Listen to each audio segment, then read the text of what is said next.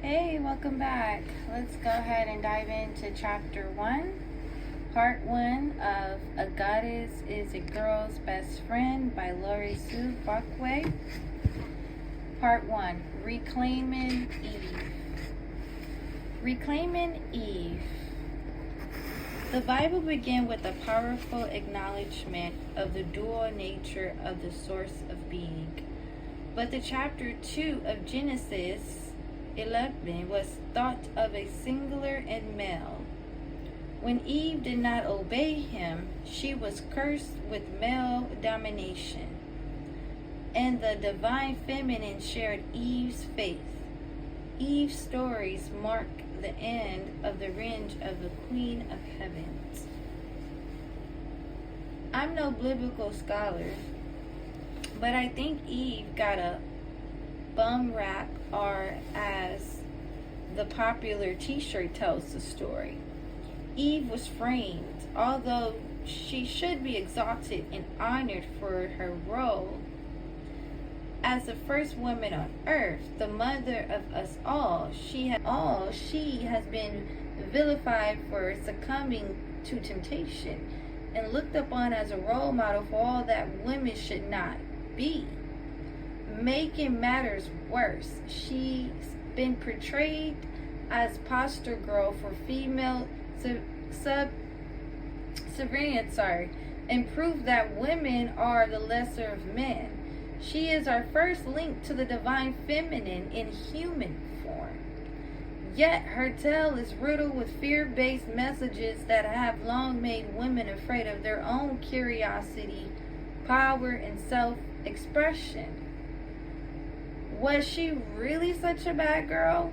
Or has she just been victim of some of the worst negative spin doctrine in human history? I'll vote for the latter. What Eve's got to do with us?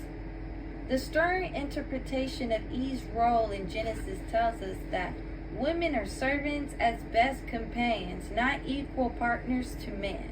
And that women who are curious and disobey male authority and ideology bring bad karma to their families. They wreak havoc on marriage, turn out dysfunctional children, and are, in general, seductress who cannot be trusted around men. As if messing up her own life isn't bad enough, Eve is blamed for the entire fall of the human race, thus making the planet a living hell for the rest of us. The version of Adam and Eve that has been drawn into our brains since birth leaves most of us with impressions that something very nasty happened in the Garden of Eden. I say Eden, or Eden, however you want to say it. And it was all Eve's fault. That blame, shame, and underlying fear of retribution has unfortunately become ingrained in us, even if we rarely, if ever, give it a conscious thought. Whether we know it or not, women come into the world fulfilling an ancient unconscious agreement that we are not as good as men, not as worthy, and certainly not as divine. This cultural socialization impacts us all in some way, on some level. As the daughters of Eve, we carry on her legacy. Low self-esteem is a malady of epic proportions among women today. It's not Eve's fault, but it's related. How is it that any of us can treat ourselves or allow anyone else to treat us unkindly? Although some women demand the world treat them as divine females, most of us are taking our cue from Eve. All cue from Eve. No matter how successful or together we are, we spend our lifetime struggling with issues related to owning our power and trying to access and remember our true divinity. So many of us, consciously and unconsciously, suffer from the Eve problem. The story of Adam and Eve is buried deeply in the Western psyche, and in many ways it continued to influence the ways in which we relate to one another. Mystical Judaism. The literal reading of the story suggests that Adam and Eve were the first humans and that Eve was an easy object of seduction. She quickly succumbed to the wily serpent. Not only did she eat the forbidden fruit, but she rushed off to get her partner to do the same. For this act of disobedience, she had been reviled throughout the centuries. On some level, we have bought into the belief that our foremother was weak and unworthy, and thus so are we. This is a syndrome that is distinctly female and not at all a guy thing. Most men have always had an image of male divine to relate their own divinity to. And typically, they grow up empowered to want, chase, and achieve, be powerful, and make strides in life without asking permission. Self-esteem or the valuing of oneself is based on beliefs, says Caroline M. Ball in Claiming Your Self-Esteem. What we think or believe about ourselves is what determines self-esteem. When there is a low self-esteem, there is a belief that I'm not good enough.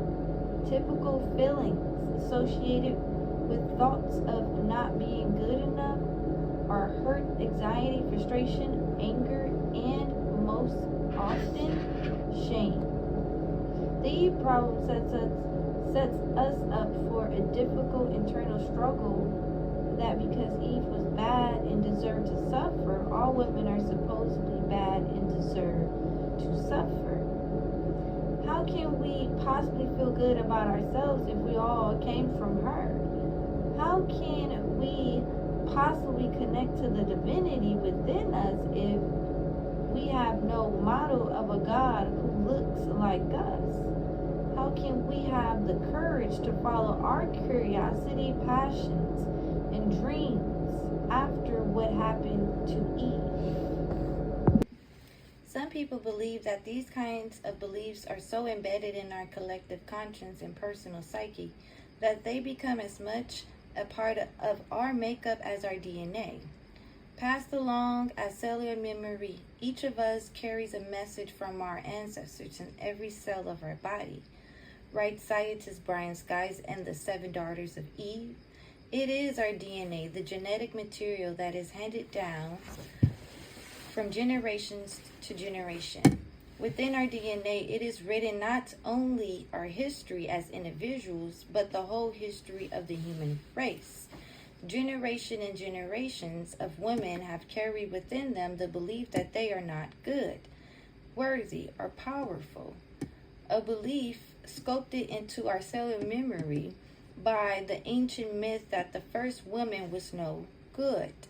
By the same token, embedded within us in a different truth, a cellular memory perhaps that Eve was not the evil, wicked fatal who seduced her man and did us all in.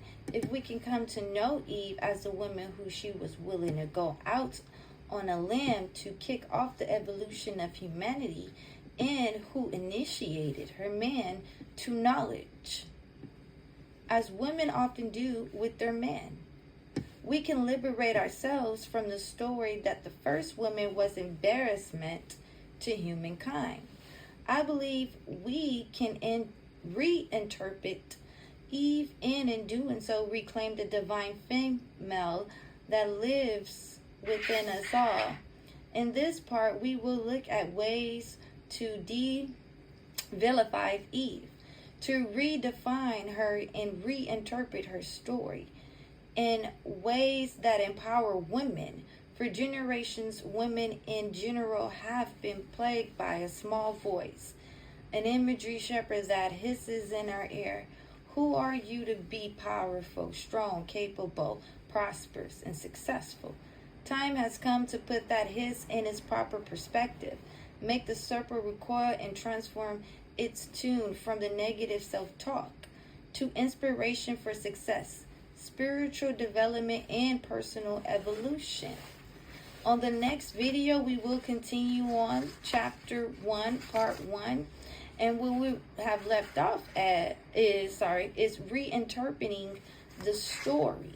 Okay, I don't want these videos to be too long, but catch me on the next one. You guys stay amazing.